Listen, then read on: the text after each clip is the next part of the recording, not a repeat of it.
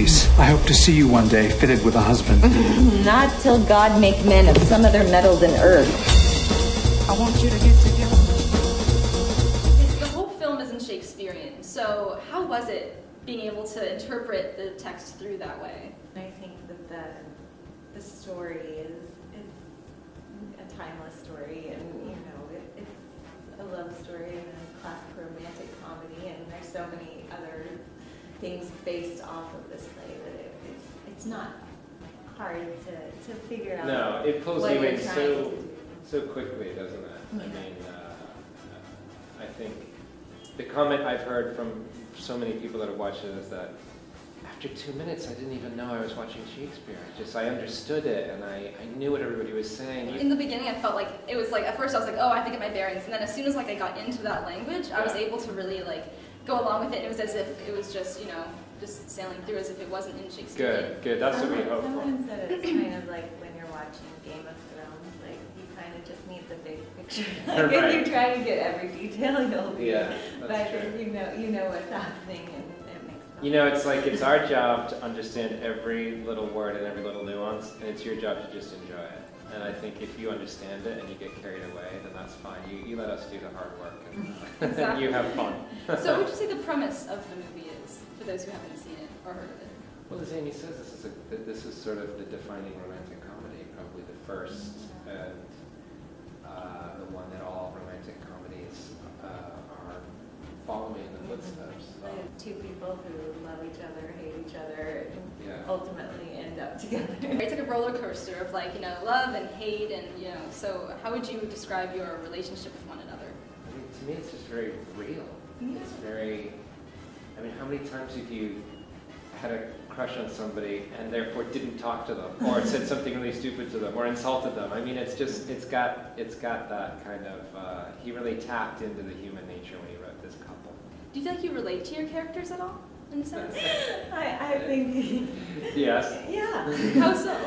For Benedict, I feel like he's a guy that thinks he's something and then discovers he really isn't, but then through the story comes to terms with who he really is. And I think that's everybody's kind of journey through life in a way. Yeah, exactly. I think the thing that Joss, part of his vision for making the movie, or the reason he decided, okay, now I want to make it because I know something I want to say about it, and he wanted it to have that sort of noir feeling, and he brought the scene that's not in the play that opens the movie of showing the past that we have together, and for me, having that in there made the journey of Beatrice even more identifiable to me, that I really understood,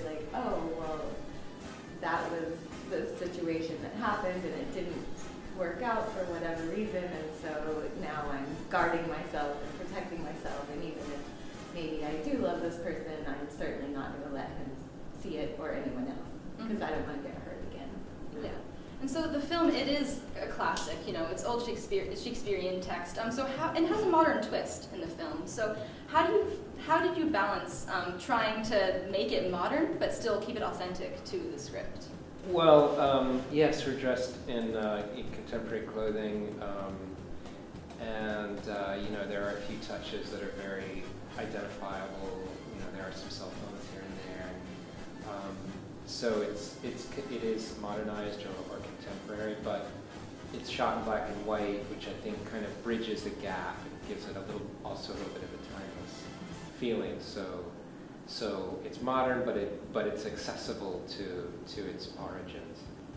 In a way, I think you can bring more in a contemporary setting than you can if you kind of stay true to what you think Shakespeare was doing, because who has any idea? Because it's up to your own interpretation. Yeah. So in this way, I feel that there are more tools available to us to tell the story, because we're not kind of speculating or making decisions about what they did in 1500 about courtship or about drinking coffee or about seducing someone. I mean, we could rely on what our knowledge base was, and therefore I think we can bring so much more to it.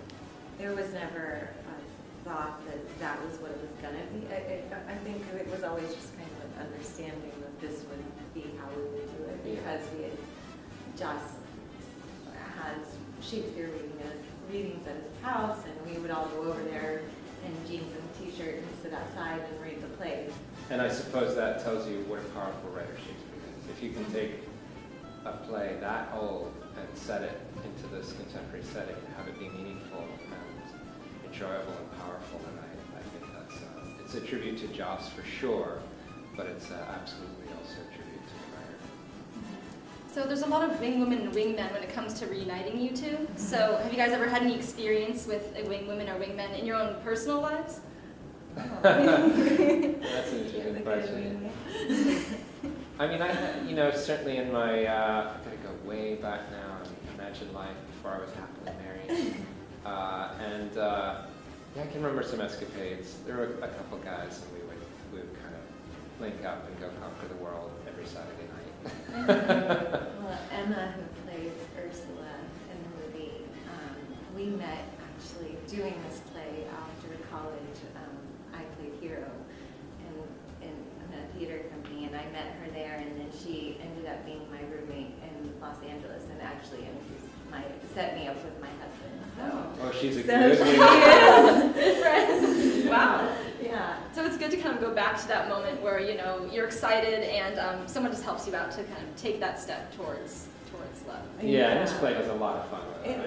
That story, her doing that when she first said, I have this guy, and I saw him and was like, I can't believe you think I would like him. And then we got married. Yeah. That's what always works. It's so true, and it's in this story how, Benedict's friends and Beatrice's friends really know them better than they know themselves. It's so clear to them to their friends that they should be together. The only people in the play to whom it's not clear are Beatrice and Benedict. So if you can describe this movie in 3 words, what would it be, each of you?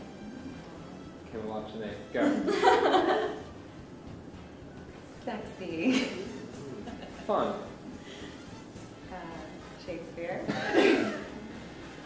That's already 3. Oh, good, done. All right, so this movie opens up in San Francisco June 7th, so really excited to see it, and thank you so much for talking to me. No, it's our pleasure. And by the way, San Francisco, we need you desperately. You're one of the only 3 cities that's opening, San Fran, LA, and New York, so the distributors are going to be watching San Francisco. Awesome. If you guys like it, then when there's a shot, it'll roll out in more cities. So. Awesome. Please support I'll the go. movie. I loved it. I saw it already, but thank you so much. By this hand, I love thee.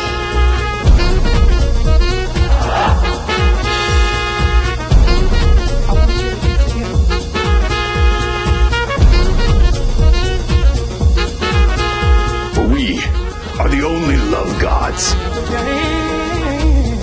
Together one time. I want you to get together. I want you to get together.